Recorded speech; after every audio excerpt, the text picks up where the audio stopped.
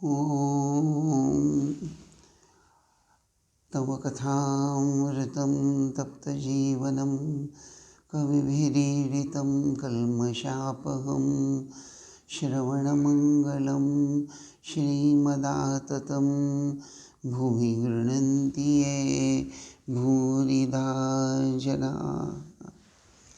आइए श्री रामकृष्ण वचनामृत के परिच्छेद नंबर 9 जिसका अध्ययन हमने प्रारंभ किया है और जिसके प्रथम प्रारंभिक भाग का चिंतन भी किया है, जिसको लेकर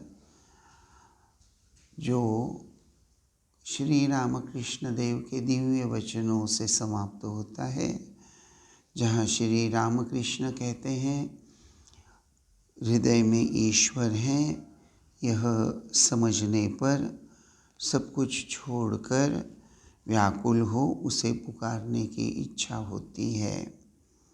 और उसके बाद जो नया एक तरह से टॉपिक बोल सकते हैं, जो जिसका प्रारंभ होता है, शीर्षक है साधना कामिनी कांचन रूपी तूफान से पार होने के लिए। श्री रामकृष्ण हृदय में क्या है, इसका ज्ञान प्राप्त करने के लिए कुछ साधना आवश्यक है। मास्टर, साधना क्या बराबर करते ही जाना चाहिए? श्री रामकृष्ण, नहीं जी, पहले कुछ कमर कसकर करनी चाहिए, फिर ज़्यादा मेहनत नहीं उठानी पड़ती।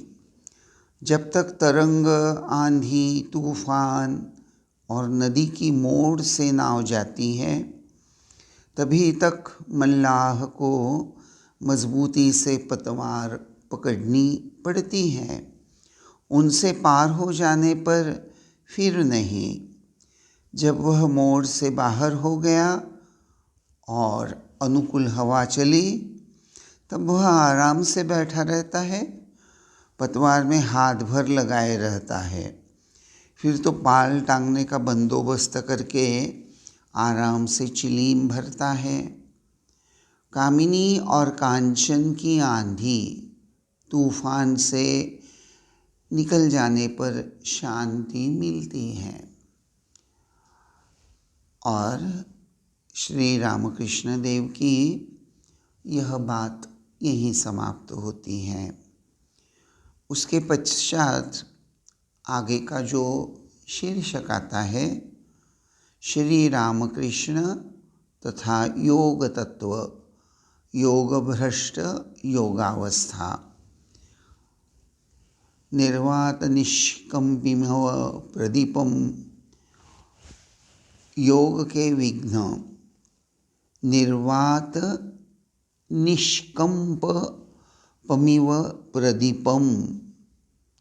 किसी किसी में योगी के लक्षण दिखते हैं, परंतु उन लोगों को भी सावधानी से रहना चाहिए। कामिनी और कांचन ही योग में विघ्न डालते हैं। योग भ्रष्ट होकर साधक फिर संसार में आता है। भोग की कुछ इच्छा रही होगी, इच्छा पूरी होने पर वह फिर ईश्वर की ओर जाएगा, फिर वही योग की अवस्था होगी। सटका कल जानते हो? मास्टर, जी नहीं। उस देश में, अर्थात श्री रामकृष्ण देव की जन्मभूमि, जिसको उद्देश्य करके श्री रामकृष्ण हमेशा वह देश कहा करते थे, उस देश में बाँस को झुका देते हैं। उसमें बंसी और डोर लगी रहती हैं। कांटे में मछलियों के खाने का चारा बेध दिया जाता है। जो ही मछली उससे निगल जाती है, त्यों ही वह बाँस झटके के साथ ऊपर उठ जाता है। जिस प्रकार उसका सिर ऊंचा था, वैसा ही हो जाता है। तराजू में किसी और कुछ रखे देने से नीचे की सुई और ऊपर की सुई दोनों बराबर नहीं रहती। नीचे की सुई मन है और ऊपर की सुई ईश्वर। नीचे की सुई का ऊपर की सुई से एक होना ही योग है। मन के स्थिर हुए बिना योग नहीं होता। संसार की हवा मन रूपी दीप शिखा को सदा ही चंचल किया करती है। वह शिखा यदि जरा भी न हिले तो योग की अवस्था हो जाती है। कामिनी कांचन योग के विघ्न हैं। वस्तु विचार करना चाहिए। स्त्रियों के शरीर में क्या है? रक्त मांस आते कृमि मूत्र विष्ठा, यही सब। उस शरीर पर प्यार क्यों? त्याग के लिए मैं अपने में राजसी भाव भरता था। साध हुई थी कि जरी की पोशाक पहनूंगा, अंगूठी पहनूंगा, लंबी नली वाले हुक्के में तमाकू पीऊँगा। जरी की पोशाक पहनी। ये लोग रानी रासमणी के दामाद मथुर बाबू आदि ले आए थे। कुछ देर बाद मन से कहा, यही शाल है, यही अंगूठी है, यही हुक्के में तमाकू पीना है। सब फेंक दिया। तब फिर से मन नहीं चला। शाम हो रही है। कमरे के दक्षिण पूर्व की ओर बरामदे में द्वार के पास में ही अकेले में श्री रामकृष्ण मणि से बात कर रहे हैं। तो यहाँ ये द्वितीय अध्याय या परिच्छेद 9 का यह द्वितीय भाव साधना कामिनी कांचन रूपी तूफान से पार होने के लिए, यह शीर्षक है। देखिए, और इसका प्रारंभ वह भी श्री रामकृष्ण देव कैसे करते हैं, क्या आप लोगों के ख्याल में आ गया? जैसे ऊपर के परिच्छेद में हृदय में ईश्वर हैं, यह बात श्री रामकृष्ण कहते हैं। ठीक वही धागा पकड़कर इस अगले परिच्छेद में श्री रामकृष्ण कह रहे हैं, हृदय में क्या है, इसका ज्ञान प्राप्त करने के लिए कुछ साधना आवश्यक है।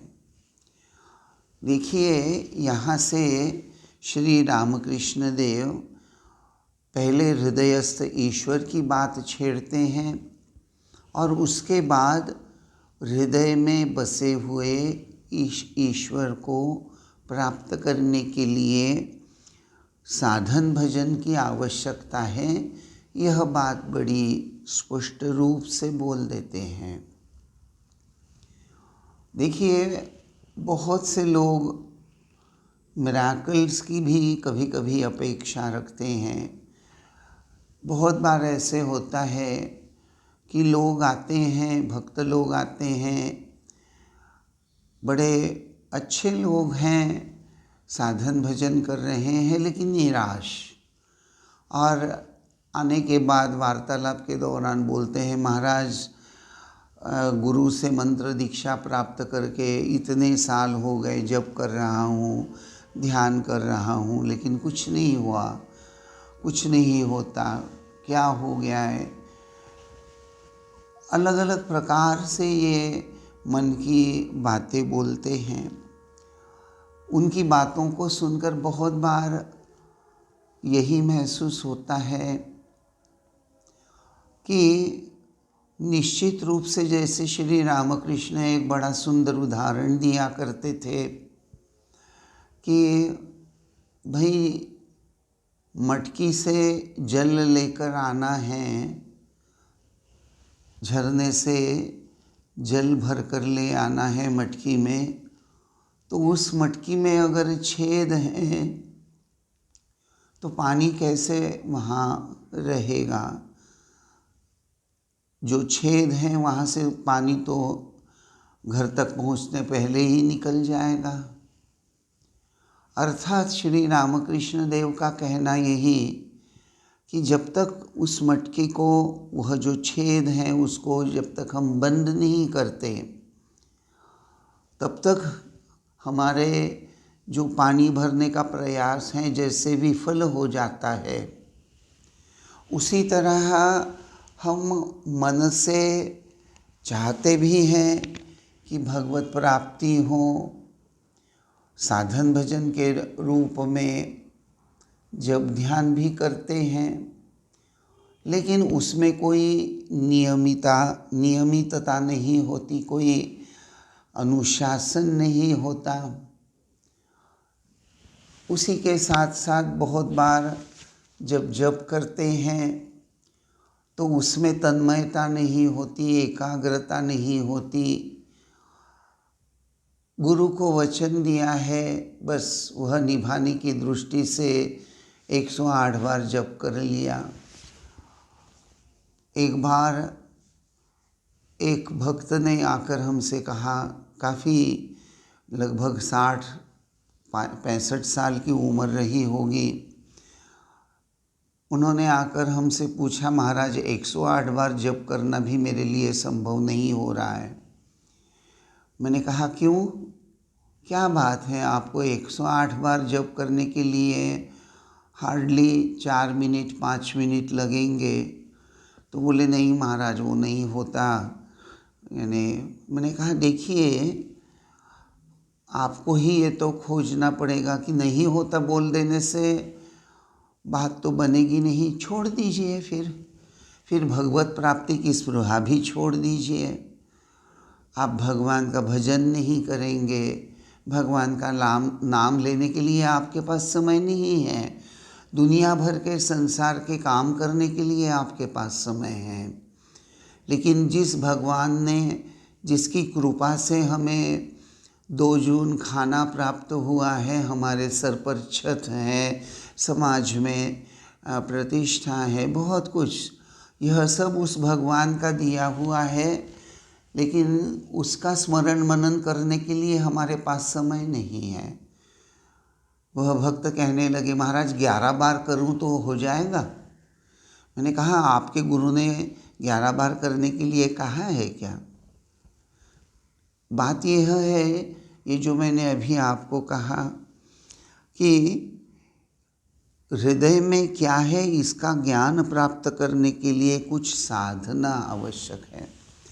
अर्थात साधन भजन नियमित रूप से भी करना आवश्यक होता है। उसी तरह वह एक अपूर्व आध्यात्मिक स्पृहा हृदय में लेकर जितना हो सके उतनी तन्मयता के साथ, एकाग्रता के साथ करने का प्रयास भी होना चाहिए। हम जब प्रयत्न करते हैं, विविध कर्म करते हैं सांसारिक, चाहे वह ऑफिस का काम हो, चाहे नाती पोते को देखना हो, उनके साथ खेलना हो, तो वहाँ तो हम अपना मन बड़ा अच्छे से लगा लेते हैं। लेकिन भगवान पर, उनके श्री चरणों पर मन एकाग्र करने की बात आती है, तभी हमको समस्या आती है। यहाँ मुझे इसकी वजह, ये जो 2 बातें हैं, विवेक और अपने मन को जांचना। श्री रामकृष्ण देव यह जब बात छेड़ते हैं कि हृदय में क्या है, इसका ज्ञान प्राप्त करना और उसके लिए साधना आवश्यक है। तो ये हृदय में क्या है यह जानने के लिए जो साधना की बात श्री रामकृष्ण बोल रहे हैं, वह साधना क्या है, उस साधना का स्वरूप क्या है। यहाँ मुझे सहज ही गोस्वामी तुलसीदास जी की एक बात याद आती है। आप लोगों में से कुछ लोगों ने गोस्वामी तुलसीदास का तुलसी रामायण मुझे लगता है ज़रूर पढ़ा होगा। वहाँ आप देखेंगे कि अयोध्या कांड के प्रारंभ में भी तुलसीदास जी गुरु वंदना करते हैं और बाल कांड जब प्रारंभ होता है तो उस वक्त भी गोस्वामी तुलसीदास जी गुरु वंदना करते हैं। सर्वसाधारण नियम के अनुसार अगर देखें तो मंगलाचरण और गुरु वंदना यह ग्रंथ के प्रारंभ में हो जाती है। उसके बाद प्रत्येक अध्याय को इस तरह से गुरु वंदना या ये नहीं रहता। तो यहाँ हम देखते हैं कि अयोध्या कांड और बाल कांड के प्रारंभ में गोस्वामी तुलसीदास जी गुरु वंदना करते हैं। उस गुरु वंदना का थोड़ा अगर आप अध्ययन करें तो अयोध्या कांड में प्रारंभ में तुलसीदास जी कहते हैं, श्री गुरु चरण सरोज रज निज मनु मुकुरु सुधारी बरनऊ रघुबर विमल यश जो दायक फलचारी। श्री गुरु जी के चरण कमलों की रज से अपने मन रूपी दर्पण को साफ करके मैं श्री रघुनाथ जी के उस निर्मल यश का वर्णन करता हूँ जो चारों फलों को अर्थात धर्म अर्थ काम मोक्ष देने वाला है। तो यहाँ हम देख रहे हैं तुलसीदास जी गुरु के चरण कमलों की जो रज हैं उस रज से अपने मन रूपी दर्पण को साफ करने की बात कह रहे हैं। और बालकांड के प्रारंभ में जो गुरु वंदना तुलसीदास जी करते हैं वहाँ वे कहते हैं, गुरुपद रज मृदु मंजुल अंजन नयन अमीय दृगदोष विभंजन तेहि करी विमल विवेक बिलोचन बरनऊ रामचरित भव मोचन। श्री गुरु महाराज के चरण कमलों की जो रज है कोमल और सुंदर नयनामृत अंजन है, जो नेत्रों के दोषों को उनका नाश करने वाला है। उस अंजन से विवेक रूपी नेत्रों को निर्मल करके मैं संसार रूपी बंधन से छुड़ाने वाले श्री रामचरित्र का वर्णन करता हूँ। तो यहाँ गोस्वामी जी गुरुदेव को जब प्रार्थना करते हैं और उनके कहते हैं कि गुरुदेव आप मेरी दृष्टि में और मेरे दर्पण में जो दोष हैं उसको मुझे दूर करना है। अर्थात यहाँ गोस्वामी तुलसीदास जी दृष्टि में जो दोष हैं उसको दूर करना चाहते हैं। दृष्टि अर्थात विवेक और दर्पण अर्थात हमारा मन, अर्थात हमारे मन में इसमें जो दोष हैं उनको दूर करना। अपने मन रूपी दर्पण में विवेक रूपी दृष्टि से देखने का अगर हम प्रयत्न करते हैं तो परिणाम क्या होता है, मैं फिर से दोहरा देता हूँ। मुझे लगता है ये बात बहुत ही महत्वपूर्ण है कि अपने मन रूपी दर्पण को विवेक की आँखों से, विवेक की दृष्टि से देखना, यह एक साधना है। और यह जो प्रयास हम कर रहे हैं उसके पीछे की भावना या इस प्रकार से अगर हम अपने मन रूपी दर्पण को विवेक रूपी आँखों से, दृष्टि से देखने का जो प्रयास करते हैं उसका परिणाम क्या होता है। उसके परिणाम स्वरूप हमें हमारे अंतर जीवन में जो दुर्बलता हैं, जो दोष हैं, उसकी बड़ी तीव्रता से उसका एहसास हमें बड़ी तीव्रता के साथ हो जाएगा।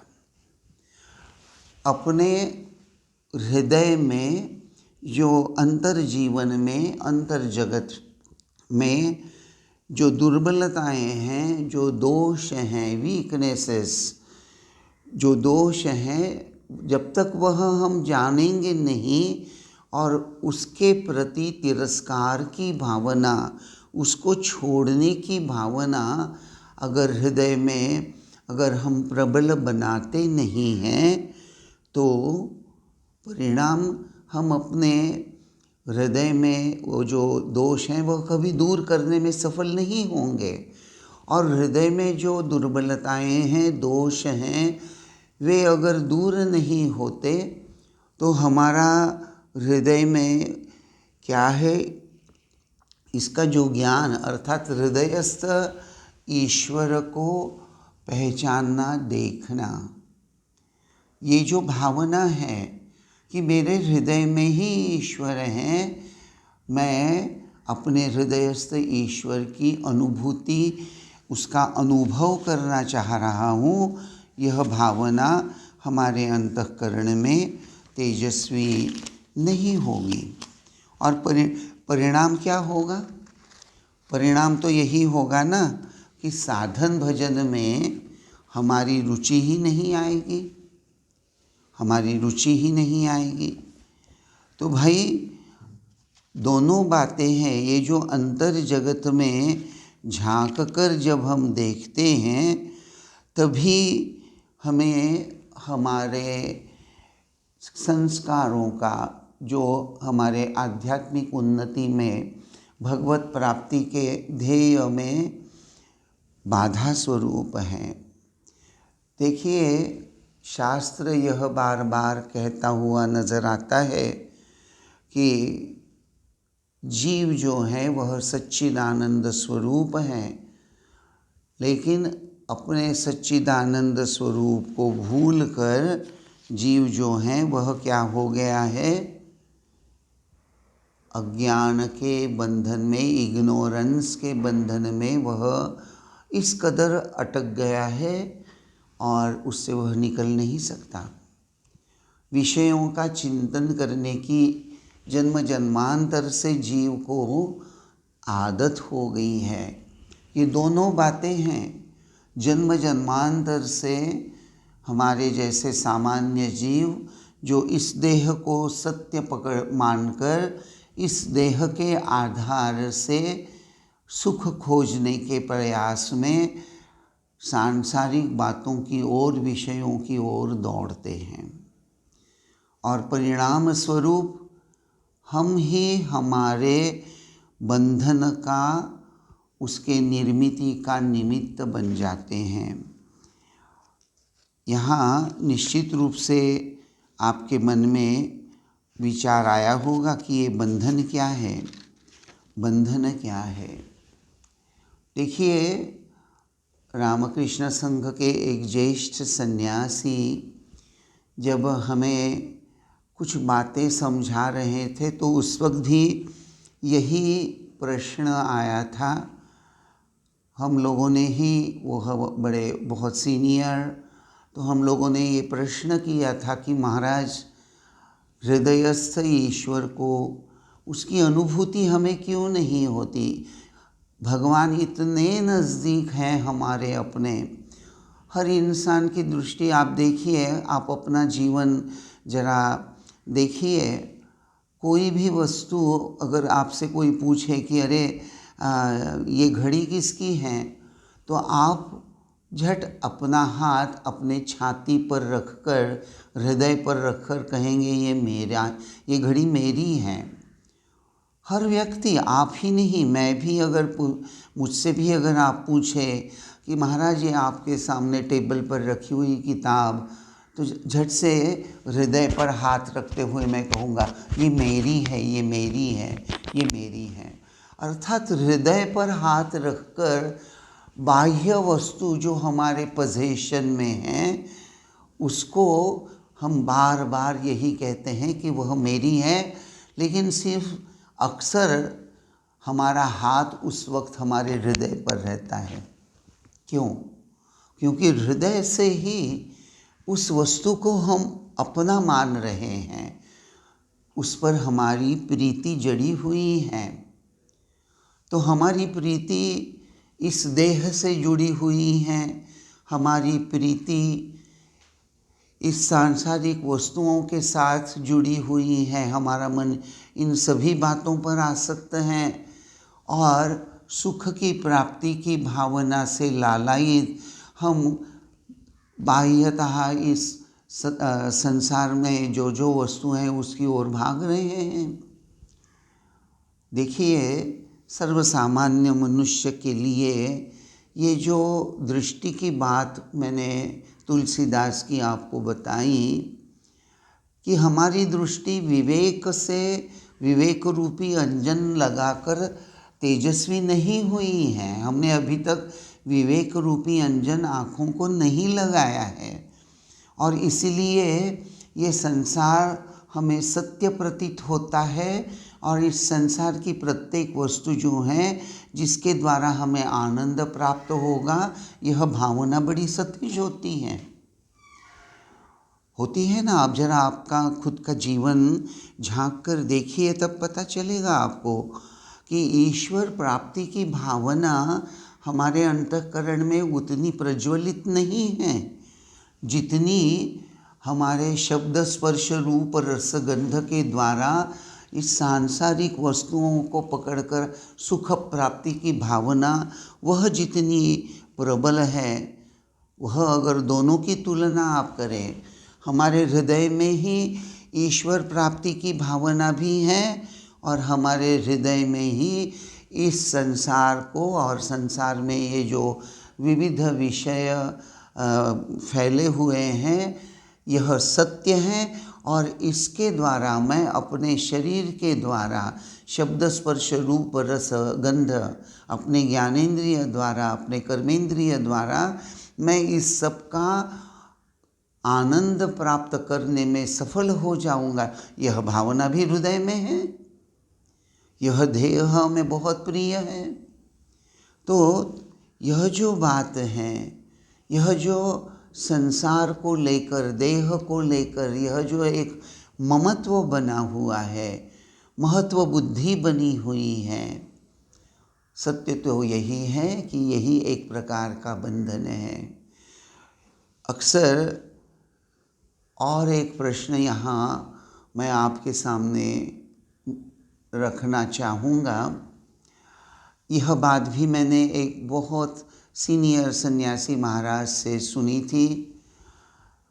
उन्होंने भी ठीक यही बात कही थी कि देखो बेटा, हृदय में ईश्वर है और हृदय में क्या है इसका ज्ञान प्राप्त करना है तो पहले अपने हृदय को विवेक रूपी दृष्टि से और अपने मन को झांक कर उसको परीक्षण करने का प्रयास करो, सेल्फ इंट्रोस्पेक्शन करो। लेकिन सेल्फ इंट्रोस्पेक्शन करते वक्त एक तरह से संपूर्ण रूप से अलिप्त, जैसे आप लोगों ने क्रिकेट मैच देखी होगी तो बैटिंग करने वाले भी ग्राउंड पर रहते हैं और फील्डिंग करने वाले भी उसी मैदान पर रहते हैं। लेकिन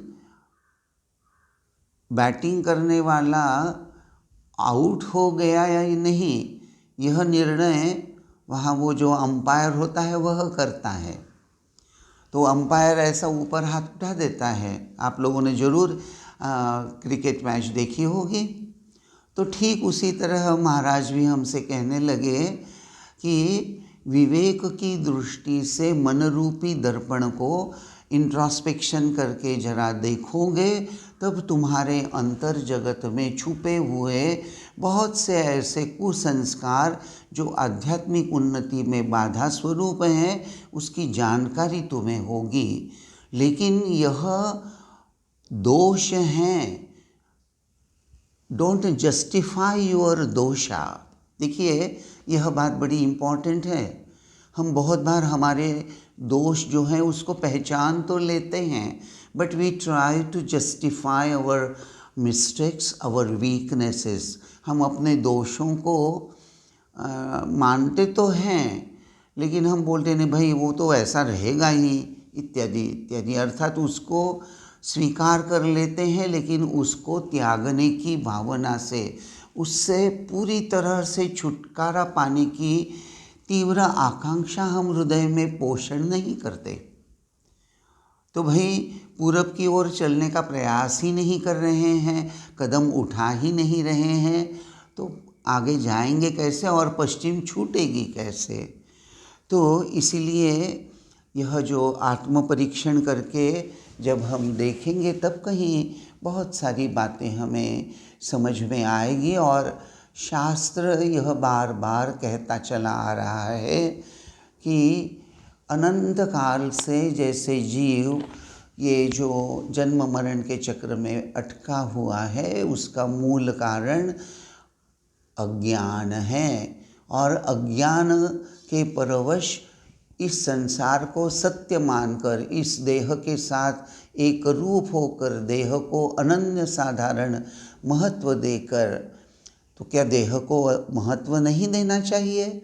वैसे अगर वेदों की बात ही कहें तो बात तो बिल्कुल पते की है कि भाई देह की रक्षा तो जरूर करनी है।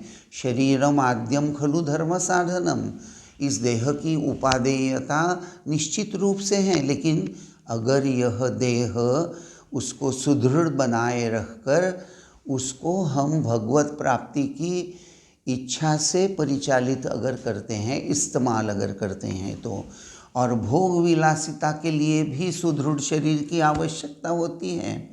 तो उद्देश्य क्या है? शरीर को बनाए रखना, सुदृढ़ रखना, सशक्त रखना, अपनी हर इंद्रियां सतेज रखना, यह तो ज़रूरी है, लेकिन उसी के साथ साथ किस लिए?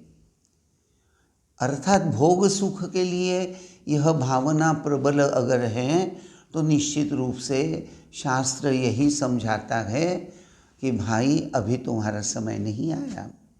अर्थात यह जो बंधन है, यह बंधन बहुत दृढ़ है, इसकी गांठ अभी ढीली नहीं हुई।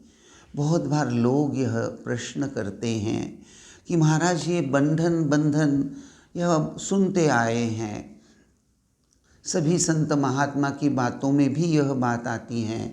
जब हम उपनिषद गीता वगैरह अध्ययन करते हैं, गीता उपनिषद पर लेक्चर्स सुनते हैं, श्री रामकृष्ण देव की जीवनी पर जब हम प्रवचन सुनते हैं, स्वामी विवेकानंद जी का कर्म योग, ज्ञान योग, भक्ति योग वगैरह भी जब पढ़ते हैं, तो ये बंधन, स्वामी विवेकानंद जी ने भी तो ठाकुर की जो आरती लिखी है उसका प्रारंभ ही वह खंडन भव बंधन जगवंदन वंदितो माय ऐसा करते हैं। तो स्वामी जी यह बंधन क्या है? What is the nature of bandhan? What is bondage? What is bandhan? तो बॉन्डेज की एक सिंपल भावना, ये जैसे मैंने कहा ना, अहम कर्ता अहम भोक्ता, यह ही बॉन्डेज की प्रारंभिक अवस्था भी कह सकते हैं, और इसी के कारण हमारे जीवन में बंधन की निर्मिति भी होती हैं। यह संसार हम चर्म दृष्टि से देखकर इसको सत्य समझ बैठते हैं, और हमारे इंद्रियों के द्वारा इससे हम उपभोग करते हुए आनंद में जीवन यापन करेंगे। यह जो भावना है, यही एक तरह से अगर कहें बंधन का प्रारंभ भी है, बंधन का बनना और दृढ़ हो जाने की प्रक्रिया भी है। जब तक यह देहात्म बोध है तब तक यह सब बातें बनी हुई हैं। यहाँ एक बहुत सीनियर सन्यासी महाराज, उनकी बात थोड़ा सा रखना चाहूँगा। देखिए, वहाँ उन्होंने कहा कि श्री श्री रामकृष्ण वचनामृत की विशेषता क्या है? तो उन्होंने यह बात समझाते हुए कहा कि देखो, श्री रामकृष्ण देव यह बात जब बोलते हैं कि हृदय में ईश्वर हैं, हृदय में क्या है इसका ज्ञान प्राप्त करना है, तो बोले श्री रामकृष्ण देव यह जब बात छेड़ते हैं तो उसके पीछे सुनने वाला, पढ़ने वाला उसके अंतःकरण में ये दोनों बातें वे जगाना चाह रहे हैं। कौन सी दो बातें? कि मेरे हृदय में ईश्वर हैं, यह मुझे आज तक पता नहीं था, लेकिन अब श्री रामकृष्ण देव बता रहे हैं। और श्री रामकृष्ण देव कौन हैं? अर्थात परब्रह्म है, नर रूप धारण करके आए हैं। और सत्य तो यही है कि जीव जिसका सृजन, यह जो विश्व की सृजन किसके द्वारा हुआ है? क्या जीव ने खुद होकर सृष्टि की है? तो जी नहीं। सृजन किसने किया है? तो भाई उपनिषद की भाषा में बोलना है तो उपनिषद में जो परब्रह्म परमेश्वर है, वास्तव में वह एक ही थे। एकोहम बहुश्यामहम्। तो वह परमेश्वर परमात्मा जो है, नाम जो भी लें भाई, कभी परब्रह्म कोई परमात्मा कहें तो नाम अलग अलग लेने से क्या फ़र्क पड़ता है। मूल तत्व वह जो परम तत्व जो है, उसकी इच्छा से यह सृष्टि का यह इस सृष्टि की निर्मिति हुई है। सब जीव जगत बने हुए हैं। श्री रामकृष्ण वचनामृत में ये भी जरूर हमको बताते हैं कि उस परमेश्वर ने इस विश्व के सृष्टि का सृजन किया, जीव को बनाया, उसकी विविध इंद्रियां बनाई, 24 विंशति तत्व बनाए, और उसकी यह सब इंद्रियां उन्होंने क्या कर दी? बहिर्मुखी कर दी।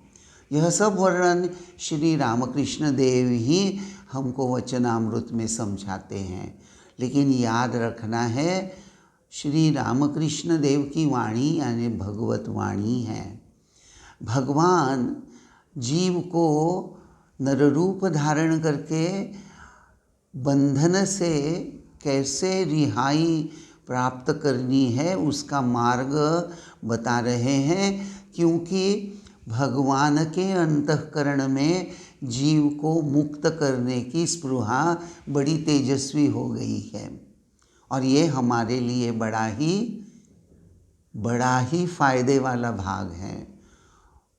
श्री रामकृष्ण देव अर्थात यहाँ ये जो बंधन की बात बताई, अज्ञान के कारण ही बंधन क्या है, इसका विस्तृत वर्णन हम अगले प्रवचन में थोड़ा देखेंगे।